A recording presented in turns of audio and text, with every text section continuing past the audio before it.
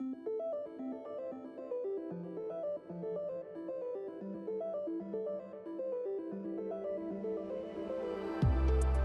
everyone. If you've experimented with Chromasound Studio at all, you may have come across the configuration screen for an FM synthesis channel. There's a set of 28 separate knobs and a few other controls, including one with a block diagram and a knob of its own. This may look intimidating at first, but the 28 knobs are 4 copies of 7 controls. Once you understand the 7, you understand them all. I'm not an expert in FM synthesis, but I understand the model well enough from a computational perspective to be able to experiment and reason. However, I lack the musical knowledge to be able to produce a very specific instrument sound, as I am not a musician. In this video, I want to relay everything that I know about FM synthesis so that you can tweak the presets that come with Chromasound Studio and maybe even produce some of your own. Before we discuss each of the 7 knobs, we have to talk about the role these knobs play. There is a concept called an operator. An operator is a sine wave and a piecewise function called an envelope, which describes how the amplitude of the sine wave changes over time. The sine wave frequency is derived from the note that the operator is currently playing. The piecewise function envelope is described with the first 6 of the 7 knobs. The first knob is AR, which stands for attack rate. This is the steepness of the amplitude change from the time a key is struck to the time the operator reaches its highest amplitude. The second knob is T1L, which stands for time 1 level. Time 1, or T1, is the time at which the operator reaches its highest amplitude. The T1 level is the amplitude at this time. The level actually controls suppression, not amplification, which is why a low value on this knob produces a higher amplitude. The third knob is D1R, which stands for decay 1 rate. Decay 1, or D1, is the first amplitude decay the operator enters, which starts right after T1. The rate is the steepness of the amplitude change from T1 to T2. T2 is the time at which the operator switches from D1 to the second amplitude decay, D2. The fourth knob is T2L, which stands for T2 level. As mentioned, T2 is the time at which the operator switches from the first decay to the second decay. The T2 level is the amplitude at this time. This level also controls suppression, not amplification, which is why a low value on this knob produces a higher amplitude. The fifth knob is D2R, which stands for D2 rate. D2 is the second amplitude decay the operator enters. The rate is the steepness of the amplitude change from T2 for as long as the piano key is held. The sixth knob is RR, which stands for release rate. RR is the amplitude decay rate the operator enters as soon as the piano key is released. This may preempt the other decays if the key is struck very briefly, for example. The seventh and final knob is RS, which stands for rate scaling. Increasing this value will shorten the duration of the envelope for higher notes, which is how some instruments naturally behave. There are also 2 drop-downs for each operator. One is called mul, or multiple, and can multiply the note frequency by a certain factor for an operator. The other drop-down is called DT, or detune, and can introduce a slight offset from the note frequency. Consider that an envelope has 4 phases: attack, decay, sustain, or decay 2, and release. Here's a brief demo of the effect each phase has on what you hear.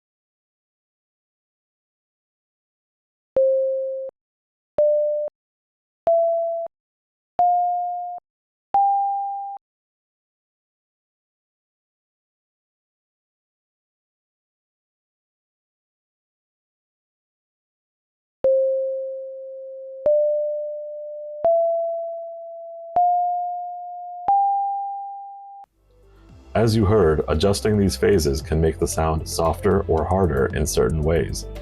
The attack controls the sharpness of the onset of a note. The decay and sustain control how sharply the sound falls off as the note is sustained. The release controls how sharply the sound falls off when the piano key is released.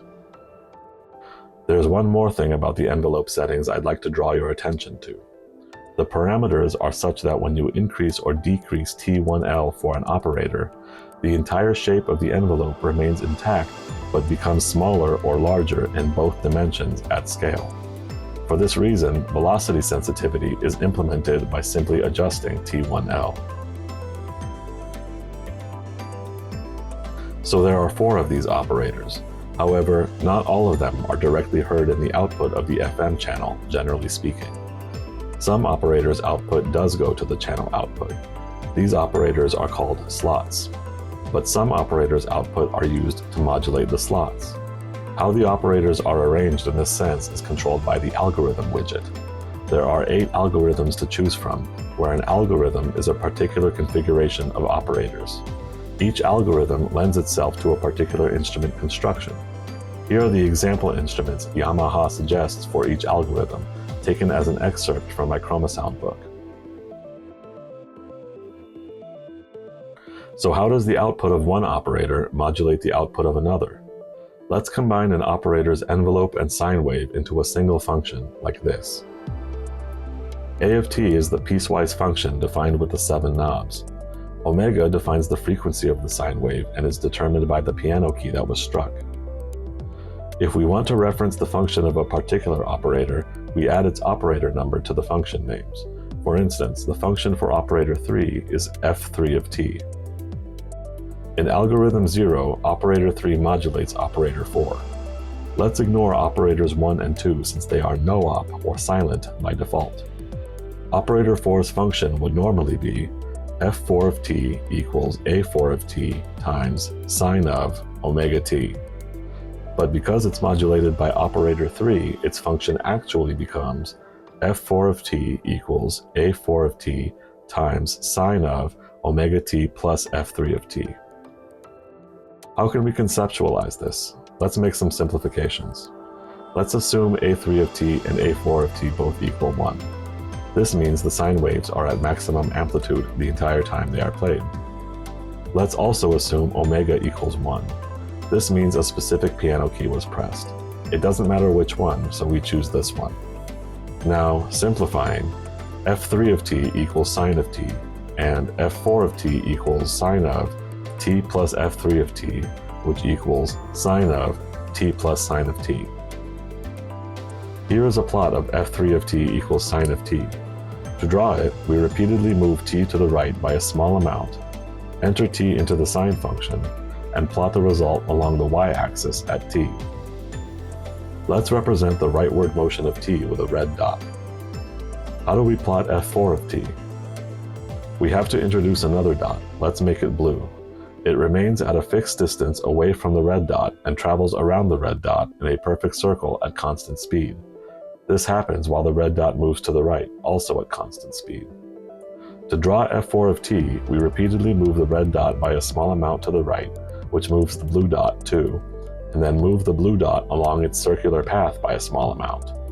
We enter the t of the blue dot into the sine function, and plot the result along the y-axis at the t of the red dot. And here's the result. This is what the output of operator 4, and therefore the output of the channel, looks like. But what does it actually sound like? Let's set operator 4 to create a sine wave at full amplitude with no modulation. Set the attack to the highest setting and T1L to the lowest setting. It sounds like this.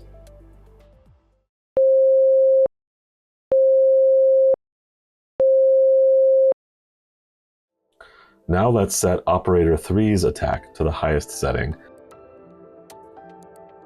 and T1L to the highest setting. The T1L setting makes operator 3 silent to begin with. Now strike any key on a MIDI keyboard repeatedly while you slowly decrease operator 3's T1L. You can hear how operator 4's output changes as the modulation from operator 3 increases.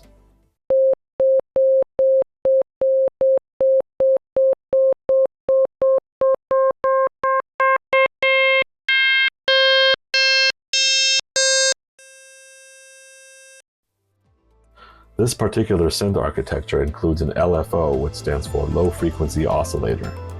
The sine wave frequency of the operators can be modulated by the LFO. This can be used to implement a vibrato effect for the channel. Select a frequency for the LFO,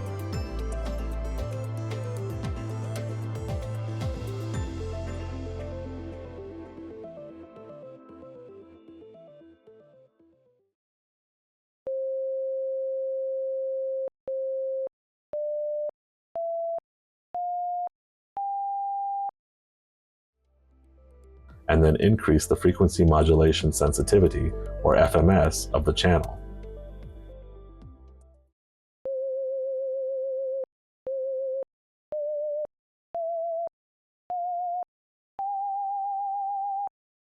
The amplitude of the operators can also be modulated by the LFO. This can be used to implement a tremolo effect for the channel. Select a frequency for the LFO,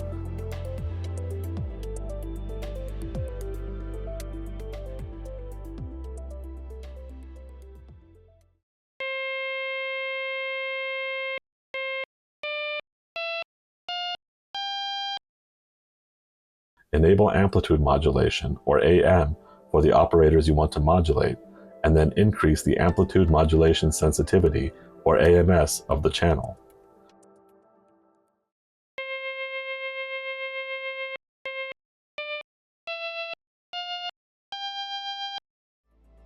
Enabling amplitude modulation on a slot will have a tremolo effect, while enabling it on a modulating operator will affect the timbre of the channel.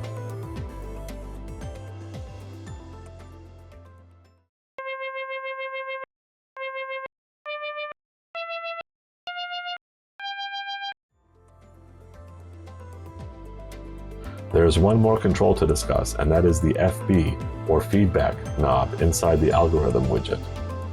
This knob controls the amount of self-feedback of operator 1. The output of operator 1 is fed back into operator 1 some number of times before operator 1's output moves forward in the algorithm's pipeline. This can be used to add distortion to the output of the channel. An electric guitar instrument might use this, for example. Thanks for watching, and I hope you enjoyed this explanation of FM synthesis on the Chromasound. If you have any comments or questions, feel free to leave them below in the comments.